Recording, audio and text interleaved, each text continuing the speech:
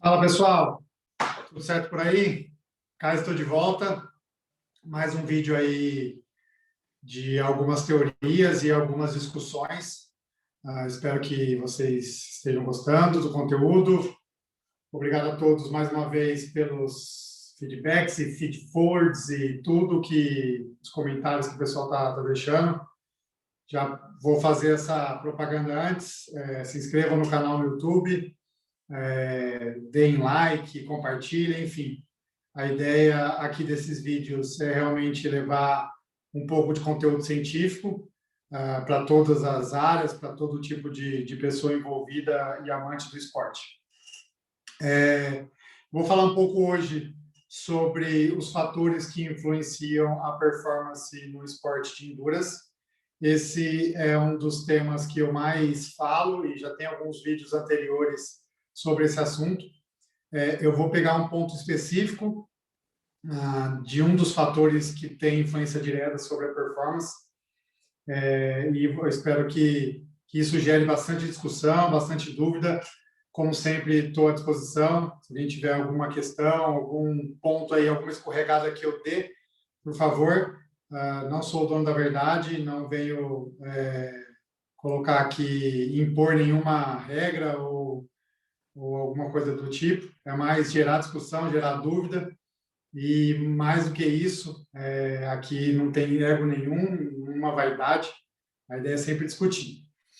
Bom, então a gente sabe, e esse é um dos motivos que eu mais procuro estudar e gosto muito de ter conhecimento sobre a área, que é performance esportiva. E uma das vertentes desse estudo da performance são os esportes de endurance, são esportes, as atividades de predomínio aeróbico. Então, as natações de longas distâncias, as maratonas aquáticas, ciclismo de rua, ciclismo de estrada, as corridas e o triatlon também, eles são as modalidades aí características que a gente mais tem contato. E a gente sabe pela literatura que os fatores que influenciam a performance nessas atividades tem questões fisiológicas, né? Então, o consumo máximo de oxigênio, os limiares ventilatórios, a velocidade aeróbica máxima, entre outros, né? Economia de movimento. E tem também os fatores antropométricos. E é esse exatamente o ponto que eu queria discutir hoje com vocês, sobre os fatores que influenciam o desempenho relacionados às questões antropométricas. Então, para quem não tem muita familiaridade com esse nome, as medidas antropométricas nada mais são que as medidas de peso, estatura, composição corporal, IMC, enfim, todas as medidas aí que têm relação com a composição corporal e com esses parâmetros. E a gente, estudando os fatores que influenciam o desempenho, a gente sabe que a estatura ela não é influente, ela não exerce uma influência ou ela não está associada ao desempenho, uma vez que indivíduos mais altos ou indivíduos mais baixos, eles não têm diferenças na performance dessas modalidades de endurance, seja na natação de longas distâncias, seja no ciclismo, na corrida ou no triatlo. Então, a estatura não é um fator definidor ou não é um fator de influência no desempenho das modalidades de endurance. Já o peso, já a composição corporal, essa sim tem grande influência, e a gente tem bastante trabalhos e trabalhos bem robustos que falam sobre a influência do peso e da composição corporal nas atividades de endurance, nos esportes de endurance.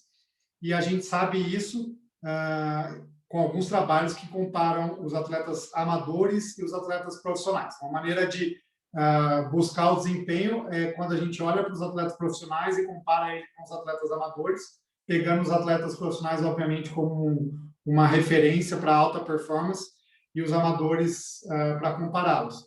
E a gente sabe que os atletas profissionais são atletas mais magros, dentro do ciclismo, da corrida e dentro do triatlo. As maratonas aquáticas, o peso total, ou seja, o total de massa do indivíduo ele não influencia diretamente, ele não tem uma alta influência, uma vez que a gente tem a questão da flutuabilidade, e isso dentro da água acaba equiparando, então a gente não é raro a gente ver atletas de alto rendimento de maratonas aquáticas que não tem aquele corpo seco, né? Aquele corpo, uma baixa quantidade de gordura, com uma baixa porcentagem de gordura.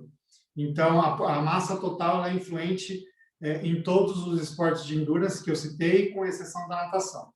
Agora, a composição corporal, essa sim, ela é influente nesses esportes e também no triatlon, e isso é bastante interessante. E o fator que mais influencia nessa questão é a porcentagem de massa gorda. Então, a gente sabe que indivíduos com menor porcentagem de massa gorda são os atletas que melhor performance têm, ou que melhor têm desempenho dentro das provas de corrida, de ciclismo, de triatlon. E a gente, inclusive, tem um trabalho bastante interessante, um trabalho de uma dupla neozelandesa, que fala, inclusive, de um parâmetro. Então, a gente tem como uma referência uma porcentagem de gordura para homens entre 6% a 11%, e para as mulheres de 12% a 18%. Então, esse seria o target, né, o alvo para a composição corporal, para a massa percentual de gordura.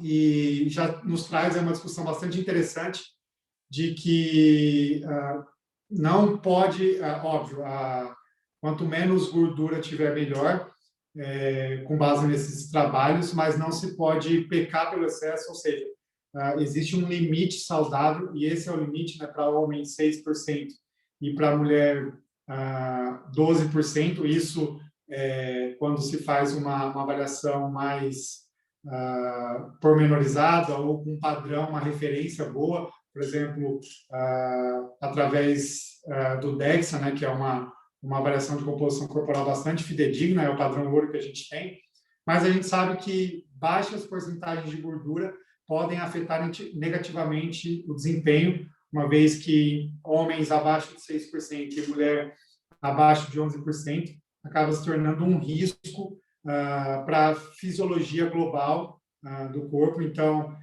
a gordura ela é importante para a produção hormonal, para as respostas imunológicas, para a recuperação do indivíduo.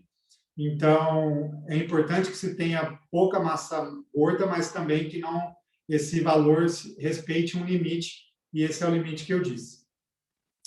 Além da questão da porcentagem de massa gorda, a gente sabe que a porcentagem de massa magra também é importante, então, quanto maior a porcentagem de massa magra, melhor é o desempenho nas modalidades, ou seja, para os indivíduos que muitas vezes acabam sendo mais pesados por uma questão genética, uma questão de histórico esportivo, eles têm essa questão de que se eles tiverem uma composição corporal com uma alta porcentagem de massa magra, isso acaba compensando a questão deles terem um peso total alto, isso é bastante interessante.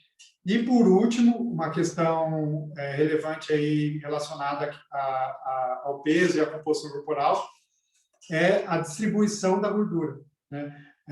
Isso, inclusive, é um dos trabalhos que a gente lá no Laboratório de Fisiologia dos Exercícios da Unifesp publicou. No triatlon amador, a gente chegou a dados bastante interessantes de que a distribuição da gordura no corpo também pode ser um fator influente na performance esportiva. E a gente tem dois tipos padrões de distribuição da gordura corporal, que é o padrão androgênico e o padrão ginecoide ou ginoide.